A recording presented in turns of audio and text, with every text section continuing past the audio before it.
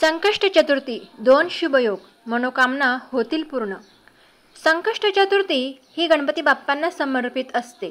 या दिवशी उपवास केला जातो, गणपती बाप्पांची पूजा केली जाते।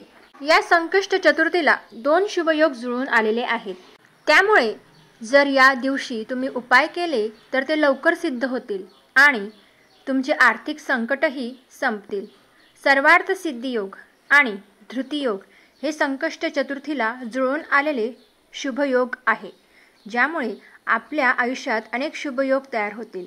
तर असे कोणते उपाय आहेत जे आपण केले तर आपले आर्थिक प्रश्न सुटतील, जाणून घेऊयात खालीलप्रमाणे। नंबर 1, या संकष्ट चतुर्थीला मनोभावे गणपती बाप्पांची पूजा करावी। पुष्प दुर्वा अर्पण कराव्यात। गणपती बाप्पांचे प्रिय फूल त्यांना अर्पण करून श्रीयंत्राची स्थापना करावी।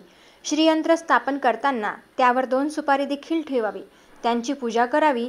त्यातील 1 सुपारी ही लाल कापडात बांधून पूजा करून अक्षदा अर्पण करून आपल्या पैसे ठेवण्याच्या ठिकाणी अथवा तिजोरीत ठेवून द्यावी।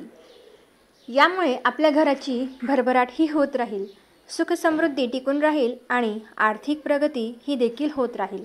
नंबर 2, या दिवशी ओम गंग गणपते नमः या मंत्राची 1 माळ जप करावी, म्हणजेच हा मंत्र 108 वेळा तरी बोलावा। गणपती बाप्पांचा हा बीज मंत्र आहे। या मंत्राचा जप केल्यास आपल्या मनोकामना या लवकर पूर्ण होतात। नंबर 3, संकष्ट चतुर्थीच्या दिवशी संकल्प करूनच व्रत उपवास करावा। असे केल्यास आपल्या कार्यातील अडचणी या दूर होतात आणि आपल्याला आपल्या कामामध्ये लवकर यश प्राप्ती होते।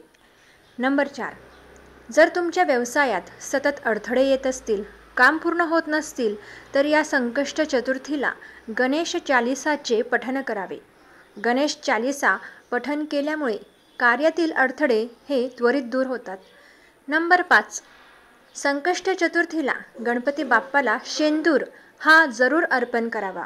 यामुळे समाजात मानसन्मान वाढतो। तसेच तूप आणि गुळाचा नैवेद्य देखील दाखवावा, यामुळे आपणास बलप्राप्ती होईल। नंबर 6, दाम्पत्य जीवनात जर तुम्हाला गोडवा हवा असेल तर तुपामध्ये थोडीशी हळद मिक्स करून याचा टिळक हा गणपती बाप्पांना लावावा। यामुळे तुमच्या नात्यातील समस्या या दूर होऊन गोडवा टिकून राहील। नंबर 7, मुलांच्या शैक्षणिक क्षेत्रात प्रगती होत नसेल, जर तुम्हाला तुमच्या शैक्षणिक क्षेत्रामध्ये प्रगती हवी असेल तर संकष्ट चतुर्थीला दुर्वांच्या 7 जोड्या घेऊन माळा तयार करून गणपती बाप्पांना अर्पण करावी। ही माळा तुम्ही घरी किंवा मंदिरात अर्पण करू शकतात आणि कापुराने गणपती बाप्पांची आरती करावी। यामुळे तुम्हाला तुमच्या शैक्षणिक क्षेत्रात यशप्राप्ती ही नक्की होत राहील। श्री स्वामी समर्थ।